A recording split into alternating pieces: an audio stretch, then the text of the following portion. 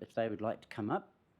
And the deal is that you can just talk for 3 minutes, and then if there's any questions.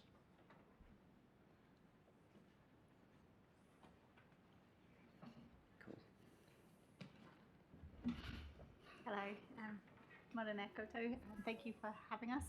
I'm here from the Otaki Toy Library. I guess the history of the Toy Library, it's in its 30th year this year.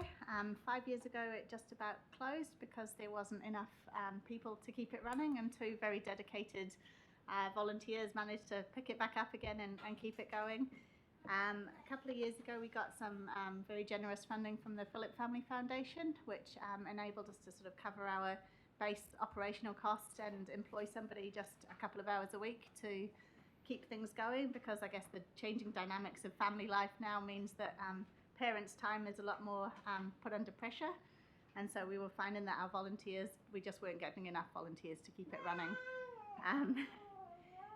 Over the last few years we've been quite strategic in what we want to do with the Toy Library, and our main focus for this coming year and the next few years is to build a bit more resilience into the organisation and increase the impact that we're doing with the community. So trying to reach more families who need it.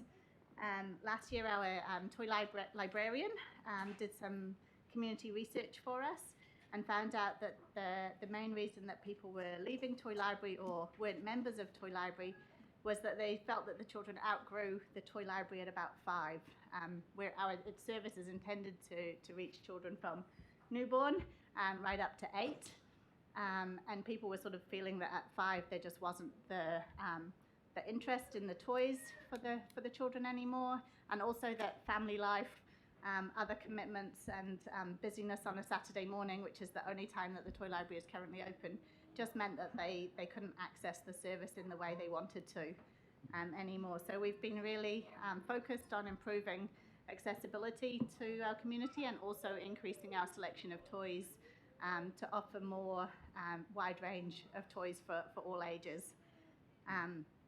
Our current toy selection, we've only got about 1% of the toys that are targeted to that older sort of 5 to 6 age range. And so to answer this, we're hoping to buy some more toys to cover that older child age. And we've also introduced a Wednesday afternoon session for the families who can't come on a Saturday. So essentially doubling our opening hours. We've already seen a really positive result from those Wednesday sessions, and that we've had quite a few new members sign up, and just people really appreciating having sort of 2 times that they can come along to Toy Library to borrow toys. So the main goals of Toy Library, I guess, is to reduce to increase sustainability of the community by offering sort of toys that people can borrow rather than having to buy them for themselves at home. Some of our toys have been there for more than 30 years, or for 30 years since we opened. So we try and invest in really good quality, sustainably, ideally locally made toys, so they're good quality and toys that families couldn't afford to buy themselves. Yeah. Oh, great. Thank you very much for that. So do we have any questions? Just a Or comments? Yep. Great job you're doing. My daughter, she's 27 now. She used to have that little blue car that went around the... Yeah. Is that still there? Still there, yeah. You're doing an amazing job. Yeah. How many people would be using your toy library? We've currently got 59 family members. 59 families, Yeah. about 60, yeah. And is it on the increase? It would be, wouldn't it? It is on the increase. Yes. Yeah. We just recently signed up another member actually yesterday, Yeah. and on Saturday, so we sort of, So it's on the increase, and you're getting new toys in as well. You got fantastic. Yeah. So there's a cost there too. Yeah. Okay. No, thank you for that. Yeah. Keep up the good work. Shelley? Mine's just a comment about how I think it's wonderful because we spend so much money and waste so much plastic sending toys to rubbish dumps. Just wondering, do you work with the men's shed to build? Yep. yeah, wooden long. The life. men's shed have often repaired our toys for us, so Oh, great. sometimes children can be a little bit rough with some toys, and some just because of the age they deteriorate. So they've currently got 2 parking garages that they're building new ramps and things for, and they've definitely refurbished some of our other toys, which they very generously do without charge for us. Yes. They just made some Yeah. new drumsticks for a little drum seat that we had. Yeah. No, I think it's amazing because we need to move more to this kind of sustainable model rather than buying plastic. Yeah. We've also worked with the Otaki Repair Cafe, who've repaired a whole bunch of toys last session for us, which is great. Do you ask for donations at all from the community in any way? Like I suppose I haven't looked for it. My kids are a bit older, but of toys that are not being used by. Yeah, so we're always open to taking good quality toys, second-hand toys. We also look at Facebook Marketplace to get sort of cheaper but good quality toys, and we definitely take donations. Yeah. Just wondering if that's advertised anywhere in Otaki in the mail, in the Otaki Mail. We would probably get some free advertising to ask people for good quality toys. It's not advertised. I think it's on our website. Yeah. And on Facebook, but other than that, like, we don't. I guess. I mean, you don't want to spend one of money the on con- advertising, so. The constraints there would be we've got very limited storage space for toys, and we're also being quite strategic about the types of toys that we want. So at the moment, we're specifically looking for toys in that older category, and some of the toys that we get donated are not necessarily the toys that we would strategically purchase, if that makes sense. And then there's also always a risk that people dump their broken old toys and thinking, that's a good way. But actually, if we need new toys, or second-hand toys, we need good quality toys, not sort of broken things that we then have to pay to get rid of. Does that make sense? So yeah, we want to be careful with what we accept. John? Just a question about the volunteers. How is that going? It seems to be a constant theme that it's hard to find volunteers now. It's definitely been a challenge, and that was the main reason that it almost folded 5 years ago. That we would have a volunteer shift. So we want to try and keep the costs as affordable as possible. So we've got a rate for volunteers, and you're expected to volunteer 4 times a year, just at those Saturday morning sessions. So it's an hour and a half. 4 times a year, so it's not a big ask. But there was volunteers who just wouldn't show up, and a lot of that's understandable. Kids get sick, and you don't want to bring sick kids along to session, or you got to stay home and look after them, or you get busy and you forget. But often we just would find people not showing up, and then you're left with just one person by themselves trying to run a session. And as our membership increased, those sessions were getting busier and busier. When I first joined Toy Library about 4 years ago, there was a massive pile behind the desk of toys that were broken or missing pieces that someone had brought back a toy and it had a really key part of it that wasn't there, and so there was all of these sort of unprocessed things to be fixed when someone has time. So that's the main reason that we went to that sort of part-time staff member to help kind of keep it running smoothly and efficiently.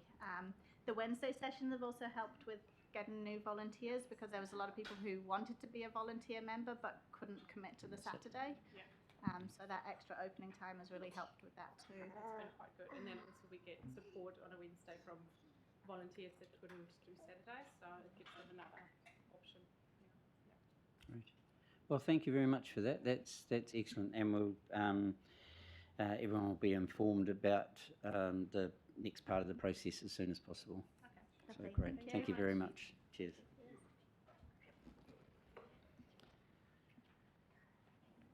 Now, in charge of the twins.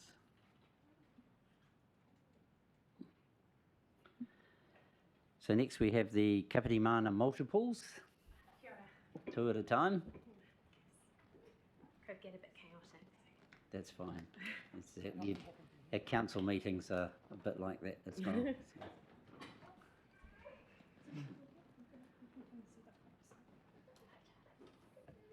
Hello.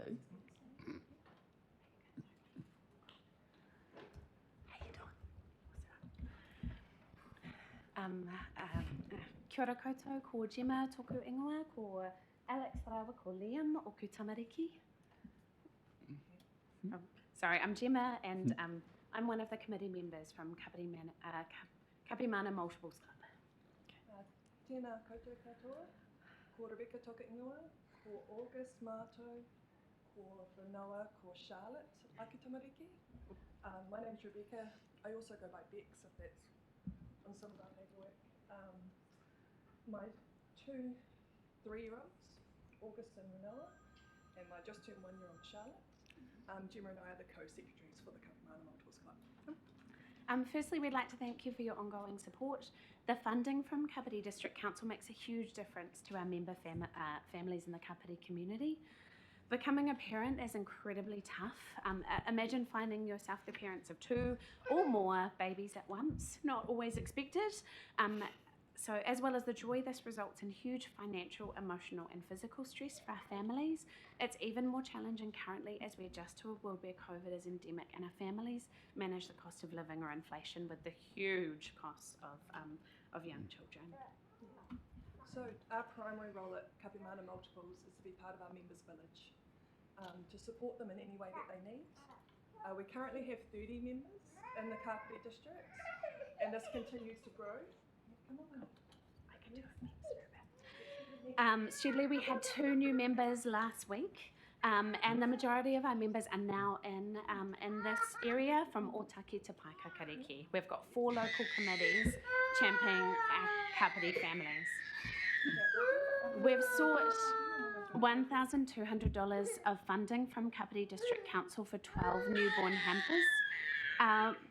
Our voluntary members' offices buy and deliver essential items to families in Arohi that have recently welcomed twins. It's like a massive hug for them at a really full-on time where they're adjusting, and it helps them connect as well with a person who comes into their home or, and is another point of contact for support. Funding for these hampers enables us to prioritise our fundraise funds towards some of our other operations, like a hardship fund, social events, which are really important, education, NICU support, loan items, buddy support, and meals as well for these whānau. Knowing that we can offer these hampers is so important to our committee. Cool. We're also aware of how important connection is, especially in the really early days when you've got really young babies. So we want to provide a safe connection space for new families to meet others experiencing really similar things, and build ongoing relationships. So for that, we're seeking $196. Cool. Yeah. The support given. You've got some helpers there as well.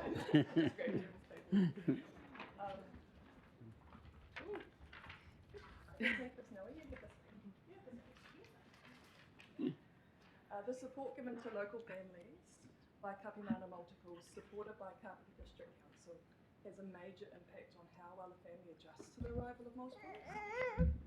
This has a really significant social benefit to our Kapiti community, enabling these parents to adapt to their new role in an environment which makes them feel supported and understood. Tēnā rāra atu katoa, Kapiti District Council, your support means so much to us. Cool. Yeah. Oh, that was pretty hectic. I have to say, I think you guys are just doing an amazing job. Really wonderful. Do we have any questions at all?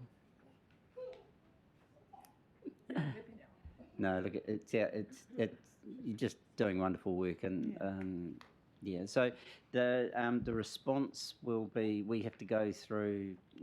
There's about we've got $40,000 to give out, and there's about 74,000's been applied for. So we'll go through that later, and we'll be back to you as soon as practical. Awesome. Yeah. Thank you. You very much for coming in. Cheers. We'll gather all of our belongings. You finished. Well done.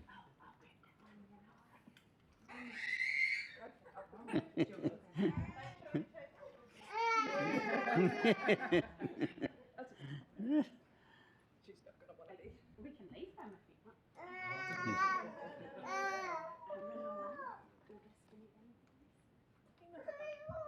Oh, you want to walk? Okay.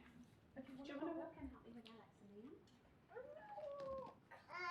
It's actually a good practical demonstration of some of the difficulties, isn't it? Yeah. Do you want to walk and push Alex and me in with me? Yeah, cheers. Thank you. Thank you. Oh, you're going to help me. Awesome. Hey, Noah, can you grab Alex's monster truck down there? Awesome, thank you. Thank you.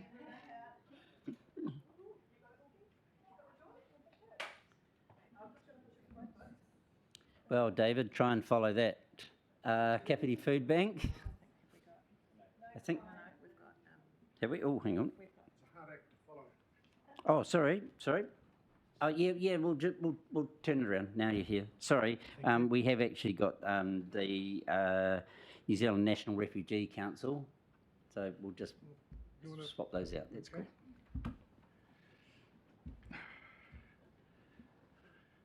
Morning, everybody.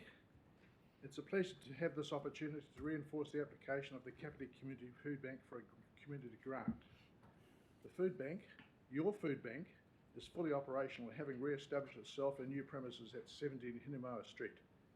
In the last year, we have provided emergency food parcels for 8,174 residents, of which 29% are Maori or Pacifica ethnicity, and there is still 1 month to go in our year. Currently, we're giving out parcels at the rate of 15 per day. During the COVID pandemic, food banks were regarded as an essential service, and many were funded as such. Your food bank received no such funding and had to rely on the support of the community to function. It is commonly thought that by the community that food banks are either an offshoot government department, part of WINS, or assisted by local council. Nothing could be further than the truth. As you've seen from my application, the operating cost for your food bank is around $120,000 per year, and we're currently reliant upon the community for grants for donations. However, with the rising cost of interest rates, inflation, it is getting more difficult to balance our budget. Last week, the Kapiti Rotary Club held its annual food bank appeal. That appeal provided $2,000 in cash, as well as 150 banana boxes of food. Now, if I cost those boxes at $60 each, just in the last week, the community has put in $21,000 into the food bank. That food supply will help meet our next 6 months' requirements, but will not meet our fixed costs of wages, power rates, and land rent costs. I have no doubt that we comply with the community facility within your criteria as an established operation. Many of you have visited the food bank, and those who haven't, please come and see the premises in our operation for yourself, not just for a food parcel. I now ask you to decide in our favour and support your food bank with a grant, as many of the public believe you already do. Thank you. Thank you, Dave. Most appreciated. Do we have any questions at all? Just one thing. Do you have any relationship with the Salvation Army? We supply food parcels to them. Right. And they have essentially vacated the Kapiti area for a food bank operation in favour of our operation. Thank you very much. Sorry, David, I just missed the number of people. We've got 15 parcels per day. How many people would that represent? Depends on the size of the family. Yeah. Probably 3 to 5 people. Per parcel? Per parcel. Thanks, yeah. Okay. And some of them are absolutely destitute. We're experiencing at the moment a change in our clientele. It's becoming older and, dare I say, whiter.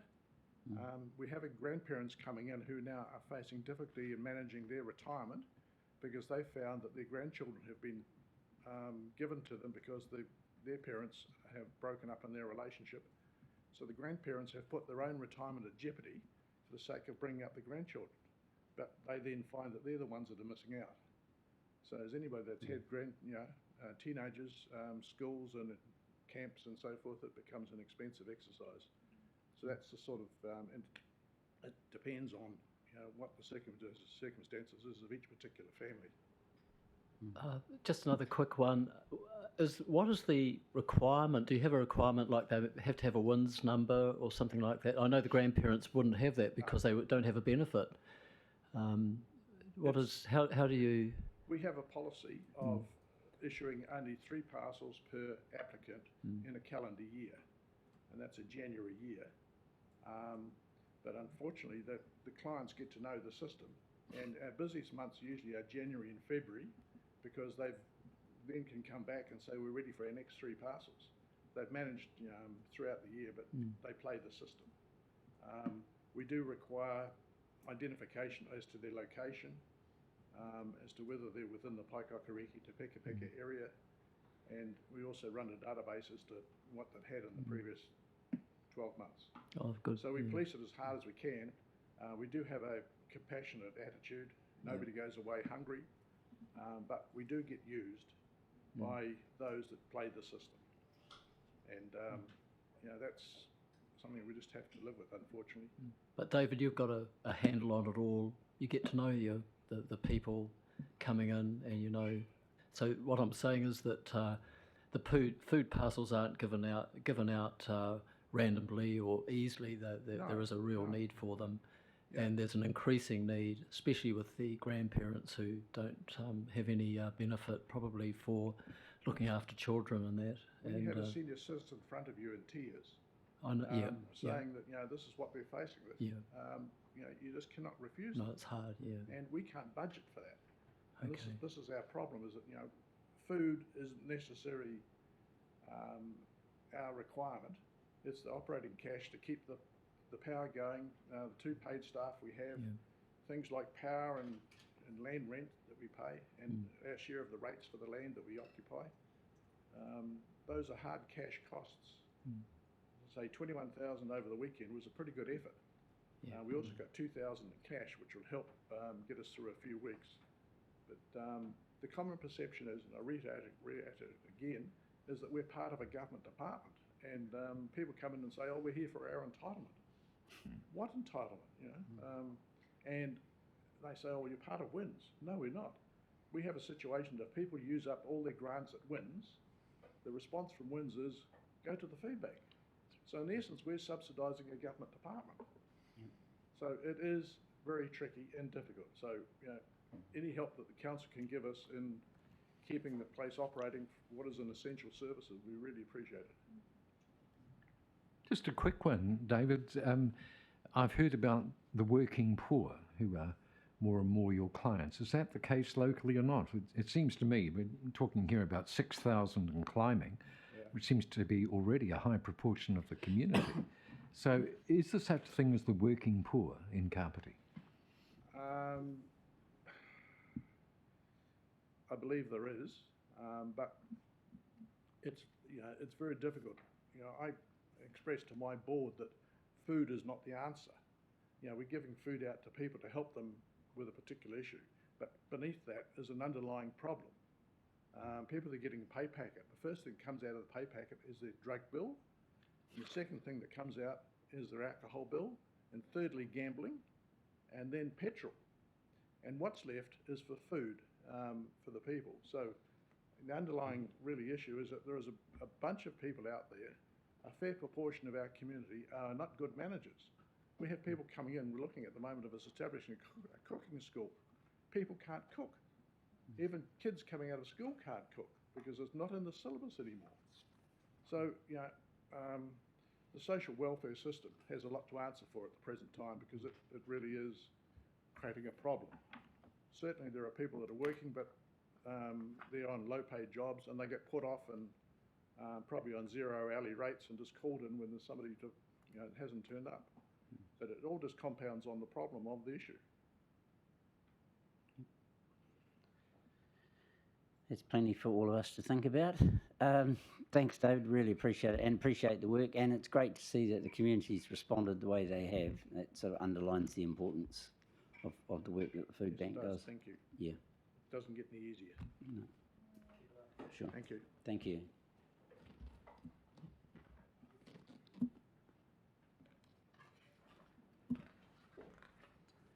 Welcome. Sorry about the slight rearrangement in the timetable there. No worries, all good. You have the floor. Kia ora, tēnā koutou, tēnā tātou katoa, ko Air New Zealand te waka, ko Monserrate te manga, ko Rongo Mai te marae, ko Waikarangi te awa, no Colombia ko Tipuna, ko Daniel tōku ingoa. Kia ora everyone, thank you for having me here. My name is Daniel Gamboa. I am a former refugee from Colombia. I am a Justice of the Peace recently, and I am the CEO of the New Zealand National Refugee Youth Council. The New Zealand National Refugee Youth Council is the only NGO in New Zealand that is entirely run by former refugee youth for former refugee youth. We advocate, support, and empower refugee background youth to have a meaningful and active life in Aotearoa.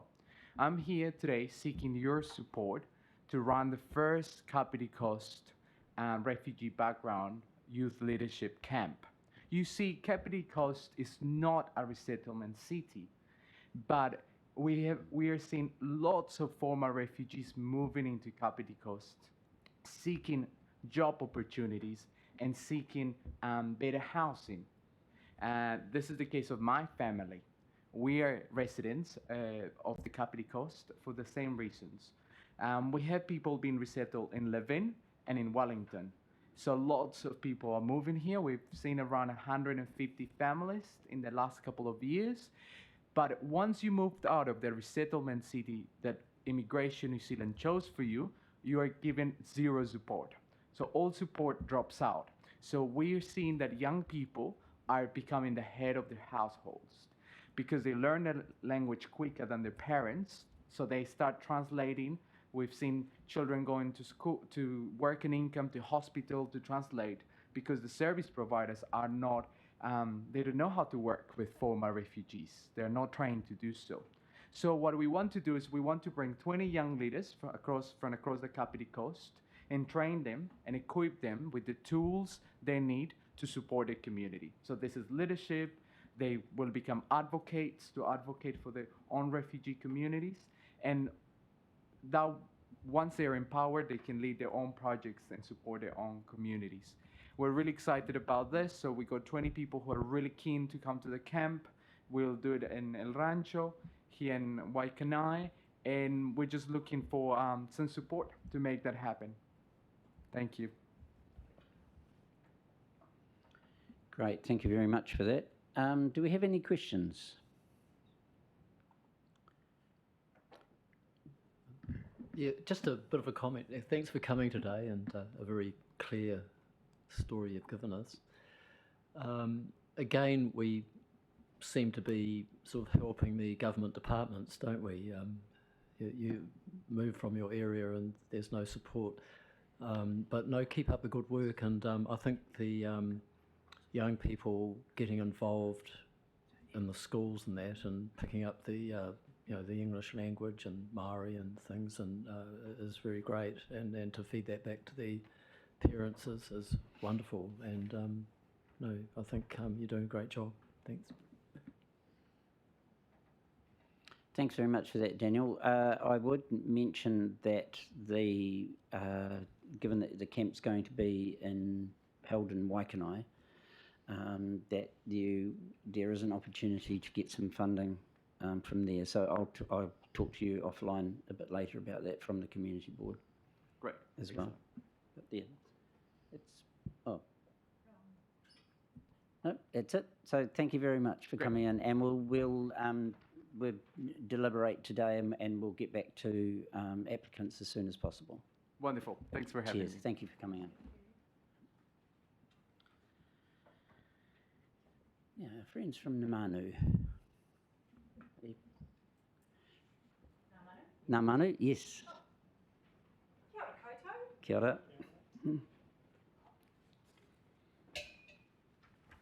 I thought I'd demonstrate one of the jackets that we're requesting support. They don't come in all sizes at the moment. Obviously, this one's a bit too big for me, but that's what we're requesting, a few more of these. So With some signage on the back? we don't currently have any, but the funny thing is, when it's pouring with rain, there's not many visitors around. So not many people see the signage. Yeah. But anyway, kia ora koutou, ko Anna Mackenzie hauia Tukawingawa no Ngā Manu Nature Reserve aho. I've got 3 minutes to tell you three things. One is I want to talk about how much of an impact Ngā Manu is making on the community, to demonstrate that we couldn't do it without our volunteers. And the last thing is that we'd really appreciate your help with valuing them and keeping them from getting wet when they're doing their important mahi. So most of you will know Ngā Manu Nature Reserve has been around for close to 50 years.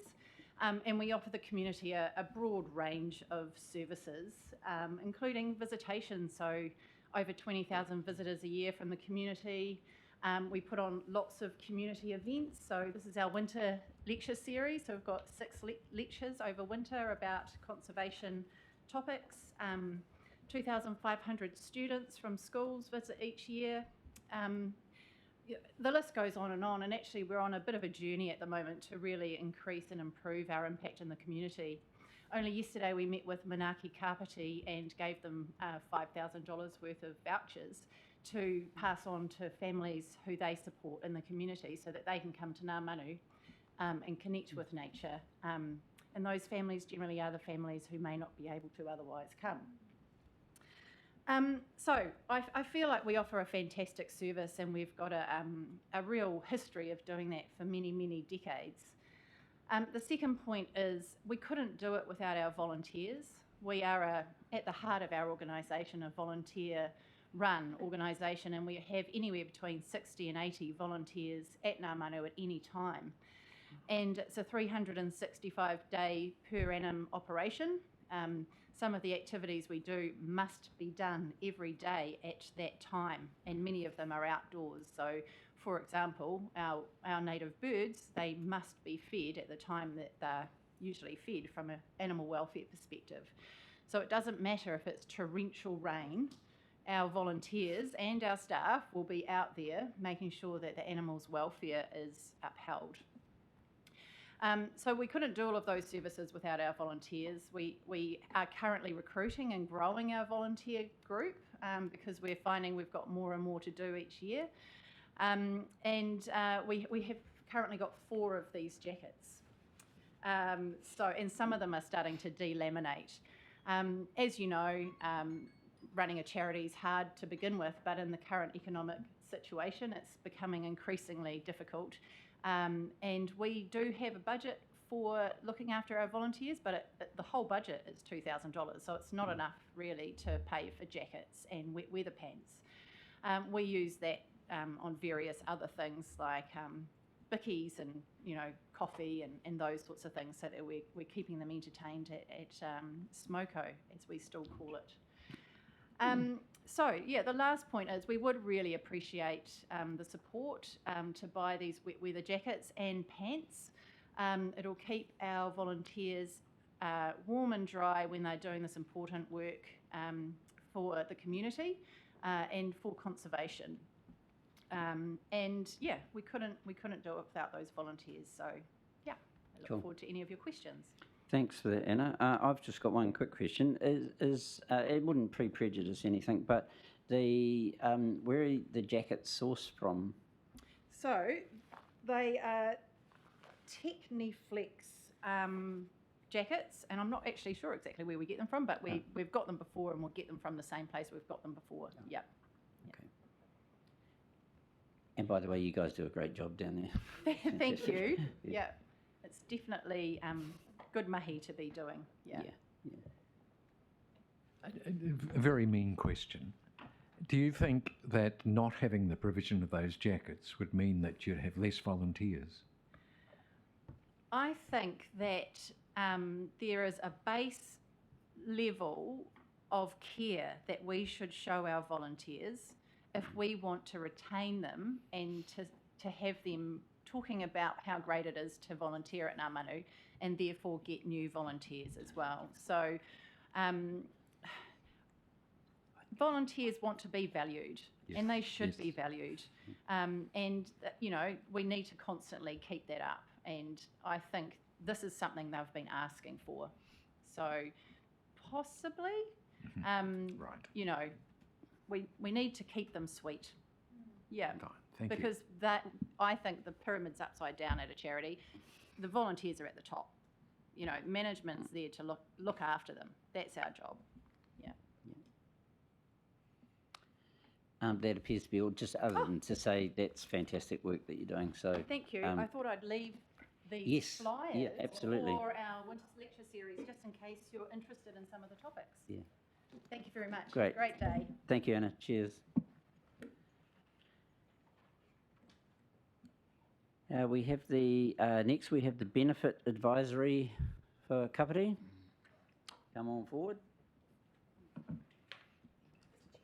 Oh, thank you very much.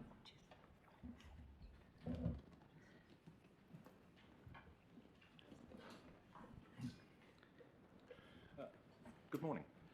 Thank you for giving us your time. My name's Glenn McGregor. I'm the current chair of the group, and my advocacy colleague here is Mary Manderson. We're a small group. We've been in operation since May the 1st. Our mission is to assist people in the Kapiti area between Paekakariki and Otaki in need to obtain all the benefits they're entitled to. We do this by advocating for them on request to Work Income New Zealand, WINS. At times, beneficiaries do not receive the assistance they are entitled to from WINS. And this can be for many reasons, and it can be sort of we've found an inability or confidence to state their case for support in a way acceptable to WINS case managers. This can include things such as missing documentation, at times poor social skills, and a lack of an appreciation of the constraints WINS has to operate under, and such as security, the legislation limits on discretionary spending, and just funding constraints. A group of people we find we're already dealing with are superannuants. In New Zealand today, if you turn 65 and your only income is your superannuation and you don't own your own home, you can be in trouble. And so people are finding themselves through no fault of their own in this situation. In these sort of cases, it's been shown in other New Zealand communities that a benefit rights advocacy group can help people with this process. The Porirua Advocacy Group has been very helpful in assisting us to establish here in the Kapiti region. There are currently no other organisations in the Kapiti area providing this service. We know this by talking to members of the Kapiti Community Network and our local Whakarongotai Marae in Waitanai. They are very grateful that our services are available, and we assist people to obtain benefits that they're entitled to under the Social Securities Act 2018. We deliberately don't have an opinion as to what people should or shouldn't be getting. Only our focus is only on what they're entitled to.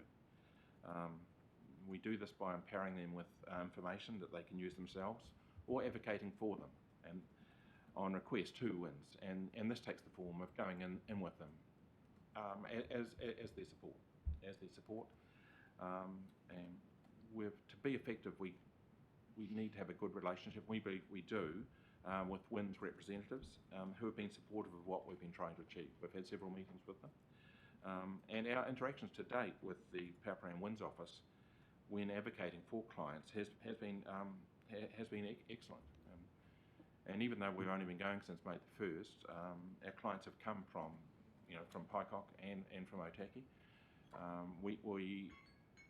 We have meetings and we're available for face-to-face on Monday mornings in the cameo rooms in Waitanai, but we also have email and telephone, and most of our interaction has been through that way.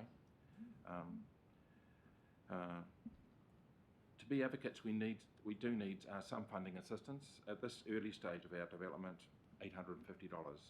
This is to cover such costs as telephone, a regular co-host, co-hire to our hosts, the cameo rooms in Waitanai, stationary computer costs, and advertising. And our group to date has been making personal contributions, but in the long term, this really isn't sustainable. As our membership grows in terms of advocates and training, we envisage opening up further. We've talked to informally to staff in your organisation about potentially using the library from time to time, for people to come to, and we know people in Otaki who can help provide us with assistance through the service. Several of our members are cab advisors as well, so that training has really come in assistance in doing that.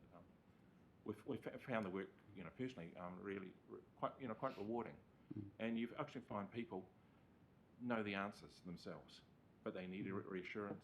The WINS website we find is actually I find it quite accessible, and you just take people through what they're entitled to. There's discretionary things, and we don't give a view on what you should or shouldn't get, but we do make them aware of what discretionary funding is available, and this can often take the things such as accommodation assistance. And WINS do assist people with their mortgages from time to time in certain situations. Oh no, because it's certainly a valuable service. I was just wondering, does anybody have any questions specifically? One of the things I will mention is, I've mentioned this before, we have total funding of 40,000 and we've had it's almost double that's being applied for. Given that you're using cameo rooms in Waikanai, the Waikanai Community Board is that you would be well placed. So I'll have a chat with you in the next couple of days about that, because there's some funding there as well. But does anybody have any questions? Yeah, I do. Yep, Shelley. Oh, I'm just wondering, how many are in your group? How many? We were 10. We're now 7. It's not for everybody, and we are recruiting. So if you know of anybody in the Kapiti region who would like to assist, that would be wonderful. We are in your group. Yeah. And so, how have you come together to form this group? What's behind? Mary might be able to correct me on this. But It's really from our work at CAB, both in Kapiti and in Otaki, there, and knowing that we can only go so far at CAB to assist them, and they needed somebody to represent them at the WINS office due to all sorts of social confidence, other experiences there. Yeah. And so it was like a specialisation to do with that. So it is an offshoot as a starting. So most of us are current CAB work or volunteers, or some of the new ones have joined the group. So that's where it's come from. And the leader of the Porirua group runs a training course, and he initiated, and he came up for a 6-week course for us, taking us through their experience, and we've all been down to the Porirua group there to see what they're doing and how they're providing assistance there. Okay. That's how we've become established. And what kind of age range? How many people have you dealt with so far? And what's kind of, are you dealing with more older people who don't know what they are entitled to for help, or is it right across the? I've got to be careful what you define as older, but broadly speaking, yes. Maybe 30 up. I haven't had any dealing with in terms of children. In terms of, we sort of had a soft launch, shall we say, on May the 1st with advertising in Neighbourly and putting little posters up around in different area community boards and things. And so far, nine groups, nine or 10 so far, which works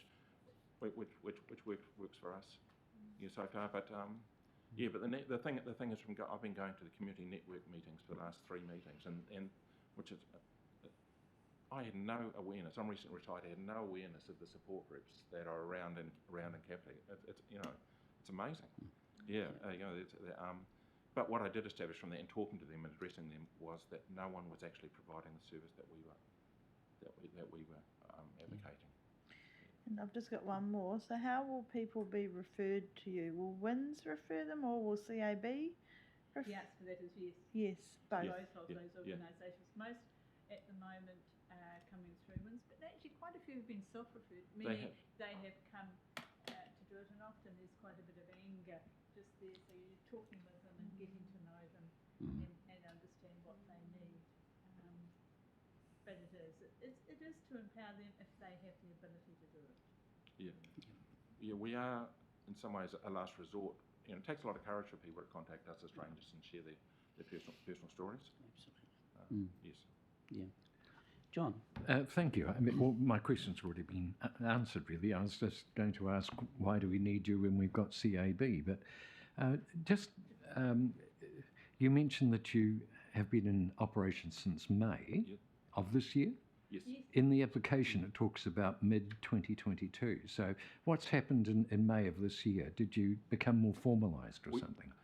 We're going through training and formalising and setting up all our systems, our computer systems, allocation, using the Cameo. We're not part of Cameo as such. They have a back room which we use on a Monday morning for 3 hours. That's our relationship with Cameo. But all those things, and I guess again, developing the confidence to do it. The reference to CAB, I'm a recent CAB volunteer as well, and they're quite different. They're not advocates. And there is a difference. It's as though you're stepping over that line, shall we say, and becoming advocates. You're also navigators, though, aren't you? You're navigating through a pretty dense sort of system on occasions. That's a fair point. That's the training that we did a lot of training around that. And I had 40 years as a government bureaucrat. And so the WIN system, I thought, I know this. You know, I felt at home, which is maybe not a good thing to say, but I did. And so it's a certain language, and when you're dealing with a bureaucracy, you've got to go by their rules. You do to achieve objectives, because it's not personal. You're not going to get the person you're speaking to change the rules of a big organisation. That's not going to happen. And Joe Public sometimes just don't appreciate the situation they're in when they're going through that process, and being able to help people navigate that. Well, navigate is actually a very good word. I will use it. Thank you. Okay, you're welcome. Yes, Thank you very much. Yes. Just got one other. Oh, Shelley. Are you going to run this service in Otaki as well? Do you think? Yes. And if you are, when Nigel talks to you about community grants or the community board grants, we've also got a community board meeting coming up in June.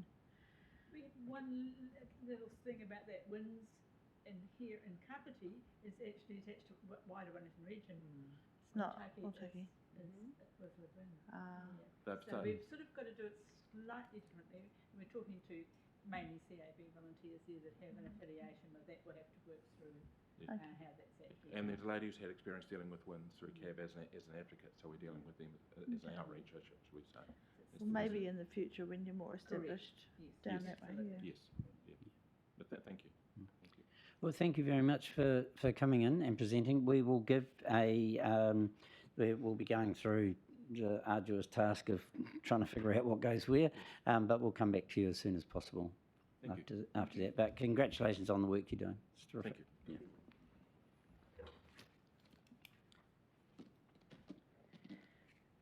Which brings us to age concern.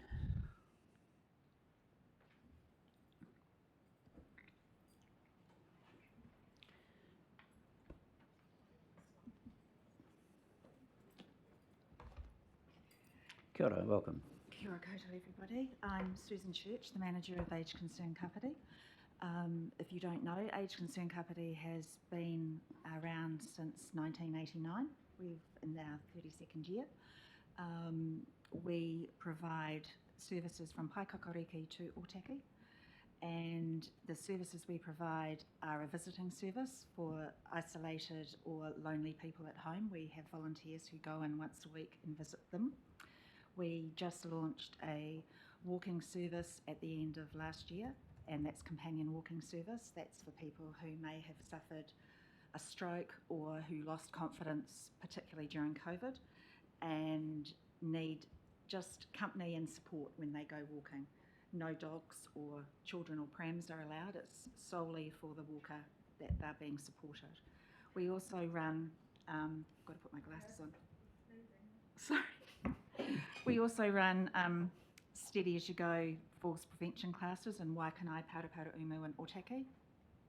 And we offer refresher driving refresher courses. It's a 4-hour course for senior drivers just to refresh them, because the majority of people haven't seen a road code since they started driving at the age of 15, a lot of people. Yep. We do monthly social meetings, and we provide education and information and advocacy for people on a whole range of services for older people and for their families. So firstly, I want to thank the committee for last year supporting us which helped us continue to send out our monthly and quarterly magazines with postage and envelopes. And this year we are requesting support to the publishing costs for our magazine. Can I hand them around? This is our latest magazine. It's now called Senior Times. We ran a competition of what people would like to call the magazine. It used to be a shared free publication with us, Palmerston North and Horowhenua. We didn't pay for any publishing costs, and we got the copies and we just distributed it as widely as we could across Kapiti. 3 months ago they came to us and said due to rising publication costs they have to charge $1,000 per issue. So we get a total of 2,500 copies to distribute across the community. We take it to libraries, Meals on Wheels, it goes to churches, retirement villages, we go to local businesses. We have about 60 business connectors in the community who are advocates for age concern, and they all got copies. And clubs and sporting clubs, anywhere where older people or their families go, we try to spread it as wide as we possibly can, because we still find that paper-based information is really important for us, for people to stay in touch, and it can help them become more resilient. And that's me. Have you got any questions? Thank you very much for that. Susan, do we have questions? John? Firstly, I'd like to recommend the Anzac biscuit recipe. It works very well. Oh, good. So I picked mine up at the Barber's, which was very good. I'd like to ask an out-of-field question. Do you do work in Horowhenua? Do you do work in Otaki? In Otaki we do. Yeah, you do. Yeah, we do. We're currently running a falls prevention class up there. It's into week 4. And we are also, in the magazine, we did a whole series called the Autumn Series. And it was for topics that we get asked on a regular basis. And during Power of Attorney, getting savvy with savings, what to do with money. It was just we ran a whole series of 17 workshops, and we did that in Parapara, Umi, Waikanae and Otaki. And we're running the last one in Otaki this afternoon. Right. And we also do the driving safe up there as well. Numbers aren't great, but, we're there. So. What's the relationship with Age Concern Horowhenua in that case? They are another age concern for the area. Yeah. And do you have any confusion of boundaries between the two organisations? We have, because the health boundary has altered, but no, at the moment, no. Okay. We're regional, we're KCDC, so we cover Haikap to Otaki. Excellent. Thank you very much. Just one quick question, Susan. Is it the relationship with Grey Power, is that, what are the crossovers? Is there something that Age Concern does that specifically that Grey Power doesn't do? Yeah, we provide services. Grey Power is, well, for me, it's a lobby group and political, and they don't provide services. Right. We're purely a service provider. Service driven, Yeah. Okay. But we do put things in their newsletter, and they can put stuff into ours. We've got we used to be across the floor at Coastlands before we moved to our new premises. Yeah. And you're next to Volunteer Kapiti? Yes. At the hub, Kapiti Impact Hub. Yeah. Okay. Come and see us sometime. Absolutely. That appears to be all for now. But Okay. Thank you very much, Susan, and we'll be in touch Okay. fairly soon. Thank you. Great, thank you very much. Which brings us to Volunteer Kapiti. Just to not confuse you, it's another Susan. Yeah. You have to be Susan to work in the volunteer. Yeah, that's right. It's compulsory. You're not both Susan, though. Kathy. Yeah. You might have to change your name. So this is all on? You just want me to start? All yours. I guess I am Susan from Volunteer Kapiti, and this is Kathy, our services coordinator. So at Volunteer Kapiti, we work to connect people that want to volunteer with accessible volunteer roles in our community.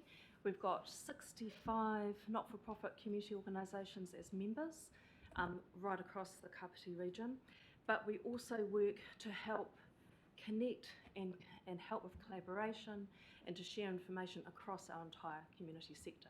So we hold things like community network meetings and newsletters to get everyone supported and working together in training and workshops. So we're asking for a grant for $2,000 specifically to help with our emergency volunteer plan. So this is quite a specific project, separate from our business as usual, and we really need to have a real set focus and time specifically to look at this, because as you can probably imagine, it's quite a hot topic at the moment, with all the things that have been happening with COVID, and then with what happened in the cyclone in Hawke's Bay. It's really made us think, well, what would happen if a disaster was to strike, or a particular event in Kapiti, and are we prepared with our volunteer sector? So the biggest thing we've looked at is lessons from Hawke's Bay Volunteer Centre. So they have had a lot of information. You went to a Zoom meeting with them. So one of the big things is within 4 days of the cyclone hitting Hawke's Bay, they had 3,000 people volunteer at the Hawke's Bay Volunteer Centre. And one of their learnings was the current database and systems. How can you cope with 3,000? Also, how do you cope with spontaneous volunteers and people that may not be police vetted? And the other thing that happened here in COVID, and when there's a disaster, is all these spontaneous groups that emerge specifically to respond to an emergency. So they may not have volunteer guidelines and things in place to support them to ensure they're doing an effective and safe role in the community, and that's where we can help as well. So all of those findings we've kind of pulled together and think we really need to have some set time to look at how we provide support for our volunteer community if this was to happen. So can we get some guidelines in place? Can we look at having a MOU, maybe with council or Remo, to see exactly where our place would be in an emergency, and also to help other community organisations understand where would their place be. So it's like bridging the divide between the official response and the community response. And we know we've got really fantastic people in council and in Remo who are those community advisors that we can work with.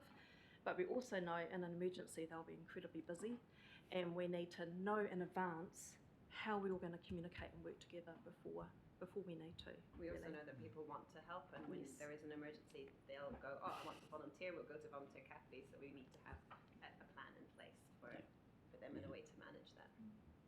And what I really love is we've been doing a lot of work for years, warning people that we need to be prepared, and now people are really keen to be prepared after learning what's happened. So when we did the cyclone, we coordinated a response for the cyclone recovery for Hawke's Bay, and the turnout was just incredible, and the amount of collaboration between the sector was really amazing as well, and it showed our place to be able to do quite a fast response when sometimes the council may not be able to do that because they have to go through more official channels, but we can still talk to each other and work together.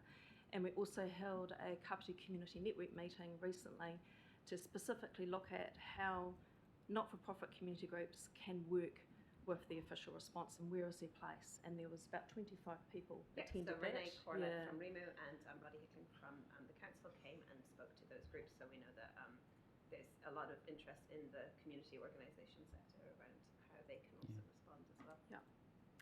So yes, your grant will be well used if we get it. So we'll be looking at a plan for how we can be better prepared, and basically the volunteer sector will be overall better place to respond in the most effective and safe way in our community. We have to have something specific for Kapiti because every region works quite differently, so it's looking at that too. That's great. Well, you've answered my question already. I was just going to ask if you've been working with Renee and Remo, and clearly you are. So Remo would be assisting in formulating Most definitely. The program. Yeah. And she was happy to be a referee for this as well. Yeah. So, yeah. And she's a great catalyst for all of the other organisations that would link into it. Yeah. Yeah. So do we have any questions from anybody? In that case, I'll just make the statement. I think you guys are doing a brilliant job. quite frankly. And the fact that you've got, I think, what is it, 65 not-for-profits are kind of connected. It's just, yeah, fantastic. Great. Thank you. It's easy as that. Thank you very much, Ta. And as usual, we're just well ahead of schedule. So Heart Kids. going to attend online, but they haven't popped up yet. Okay. So the next group that we have on our list is Heart Kids, and I'm told they were going to come online, but they haven't yet. But then, of course, it's they were scheduled for 11:45, so we're way ahead of time. So we could have an impromptu time out for 10 minutes. Yeah, let's do that. We'll adjourn the meeting for 10 minutes, and we'll just before 1:45, in case they pop online.